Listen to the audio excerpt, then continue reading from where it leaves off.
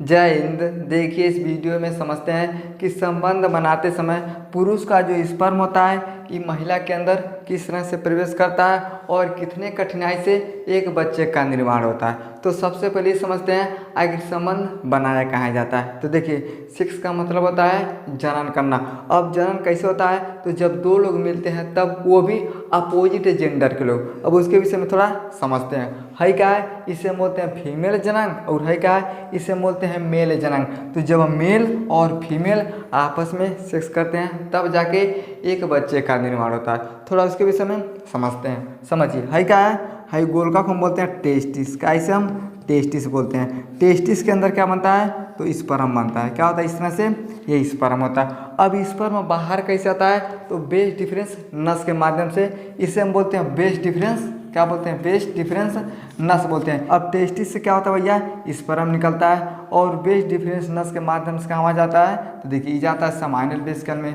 Seminal vesicle क्या करता है, अपने तरल द्रव को देता है। उसके बाद जाता है ये प्रोस्टेट ग्लैंड में, इसे हम प्रोस्टेट ग्लैंड बोलते हैं। अब प्रोस्टेट ग्लैंड क्या करता है, ये भी अपने तरल पदार्थ को देता है। तो 60% समाइनल वेसिकल अपने तरल पदार्थ को देता है और 30% ये प्रोस्टेट ग्लैंड देता है। अब 90% क्या हो जाता है, तो ये वीर्य हो जाता है। क्या होता है, वीर्य हो जाता है। शुक्राणु कहाँ बनता है, तो टेस्टिस में। वीर्य कहाँ बनता है, तो समाइनल वेसिकल और प्रोस्टेट ग्लैंड में वीर्य बनता है। अब देखिए 10% केवल क्या होता है, तो स्पर्म होता है। और इस रास्ते से क्या होता है, यहाँ से इस नली के माध्यम से क्या होता है, ये पेनिक्स में आता है और पेनिक्स के माध्यम से क्या होता है, तो बाहर जाता है। अगर आप हस्तमैथुन करते हैं तब वो आप क्या करते हैं, तो 300-400 मिलियन क्या करते हैं, शुक्राणु को आप बाहर कर देते हैं। लेकिन जब संबंध बनाया जाता है ना, ये क्या होता है, पेनिस होता है। इस पेनिस को महिला के वेजाइना में डाला जाता है। अब वेजाइना कौन है, इस भाग को हम क्या बोलते हैं, इसे हम बोलते हैं तो वेजाइना बोलते हैं। अब पुरुष क्या करता है, अपने पेनिस को वेजाइना में डालता है। अब जैसे डालता है, जो शुक्राणु होते हैं ये कहाँ चले जाते हैं, तो अंदर जाते हैं। अब जैसे अंदर जाते हैं तो महिला के पास क्या होता है, ओवरी होता है। क्या है, इसे हम बोलते हैं ओवरी। क्या बोलते हैं, ओवरी बोलते हैं। ओवरी के अंदर क्या होता है, तो अंडा बनता है। क्या बनता है, अंडा बनता है। तो स्पर्म ऐसे जाता है और अंडे से मिलता है। तो जब स्पर्म और अंडा एक साथ मिलते हैं तब जाके एक बच्चे का निर्माण होता है। तो जैसे स्पर्म और अंडा पहली बार मिलते हैं उसका नाम रख दिया जाता है जाइगोट। समझ में क्या, तो ये प्रक्रिया होता है संबंध बनाने से क्या होता है, एक बच्चे का निर्माण होता है। लेकिन इस स्पर्म को जाने में कितना कठिनाई का सामना करना पड़ता है उसके विषय में थोड़ा हम जान लेते हैं। आर्मी का रेस देखें, आर्मी का रेस। अब आर्मी का रेस जब होगा ना, तो 500-1000 बच्चे को एक बार छोड़ दिया जाता है। अब एक बार जब छोड़ दिया जाता है तो कितना लोग बेचारा रहीम ढह जाता है, कितना लोगों के ऊपर लात पड़ जाता है, कितना का कपार फूट जाता है, कितना का हाथ छिला जाता है। लेकिन सब कुछ प्रक्रिया होने के बाद भी एक लड़का ऐसा होता है उस आर्मी के रेस में सबसे आगे होता है। उसी तरह से हमारे जीवन में प्रक्रिया होता है। कैसे होता है, समझते हैं। है क्या है, इसे हम बोलते हैं शुक्राणु।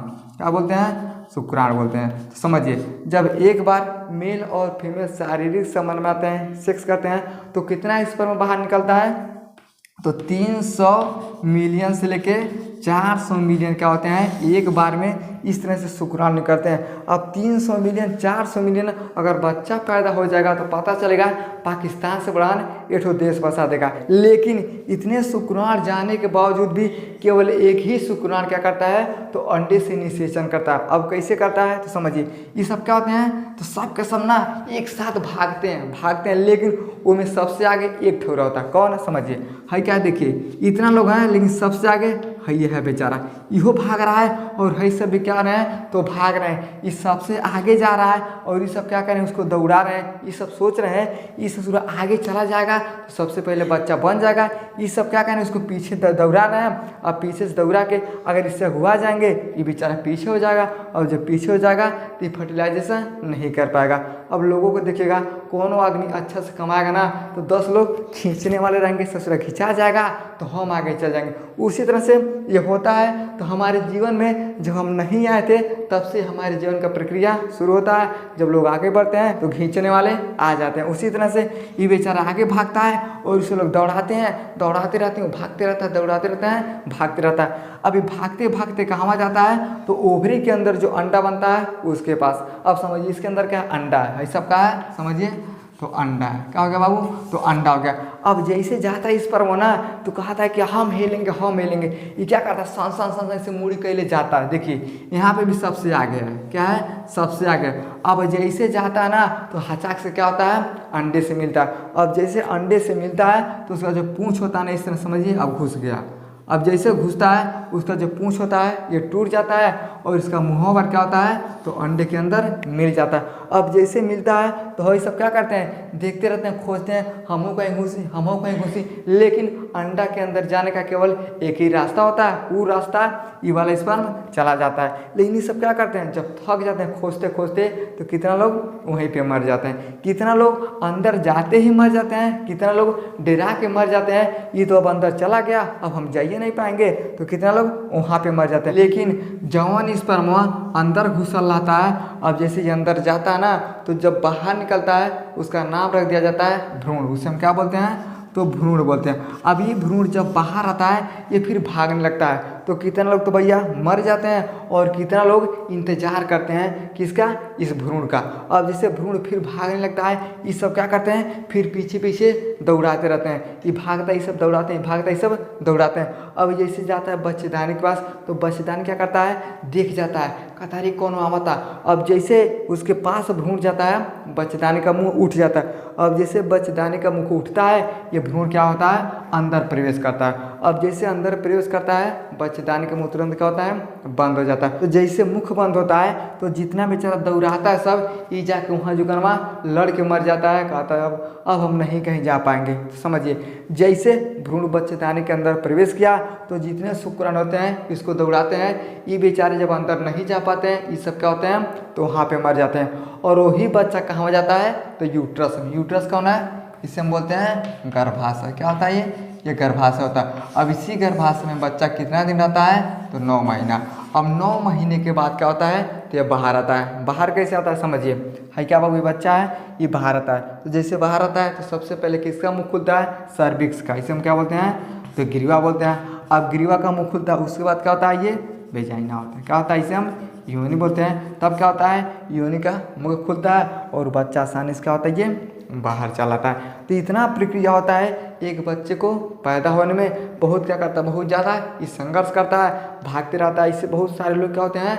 दौड़ाने वाले होते हैं। लेकिन यह बच्चा जब धरती पे आ जाता है ना तब कहता है तरीके सब कुछ हमारे पास है, हाथ है, पैर है, आँख है, कान है, नाक है, सब कुछ हमारे पास है, लेकिन अब हम कुछ नहीं कर पाएंगे। तो ऐसा जीवन का भैया क्या मतलब है? यहाँ पे कोई नहीं था, तुम्हारे पास अकेले थे, इतना लोगों से तुम आगे चले गए और इस धरती पे आ गए।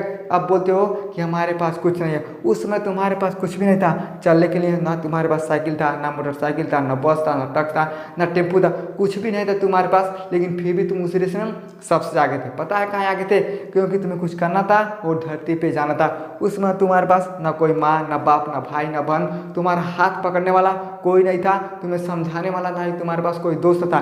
फिर भी तुम इस रेस में सबसे आगे थे। लेकिन जब तुम जन्म लेते हो तो कहते हो हमारे पास कुछ नहीं है। जन्म लेने के बाद तो सब कुछ मिलता है भैया, ट्रक है, बस है, टेम्पू है, एरोप्लेन है, रेलगाड़ी है, सब कुछ में आप जा सकते हो। आपके पास माँ बाप भाई बहन आपके साथ दोस्त हैं, लेकिन फिर भी तुम कहते हो कि मैं कुछ नहीं कर सकता है। तो ऐसा ज़िंदगी से भैया क्या है? जहाँ पे तुम कुछ नहीं कर सकते थे वहाँ तो तुम सबसे आगे थे।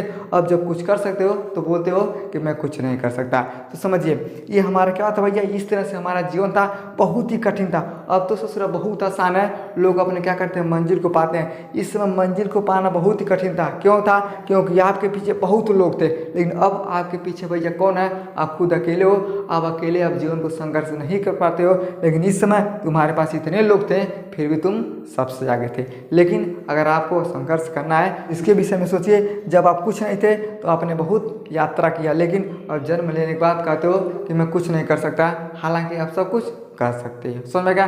तो इतना कठिनाई क्या होता है? एक इंसान का जीवन मिलता है। लेकिन इसमें भी लोग क्या करते हैं? पूरा कौन जहर खा के मर जाता है, कौन फांसी ला के टेंशन से मर जाता है। तो आपको ऐसा नहीं करना है, आपको संघर्ष करके अपने मंजिल को जरूर पाना है। समझ में आ गया? आई होप आपको समझ में आ गया। समझ में आ गया तो वीडियो को लाइक शेयर सब्सक्राइब जरूर करें। जय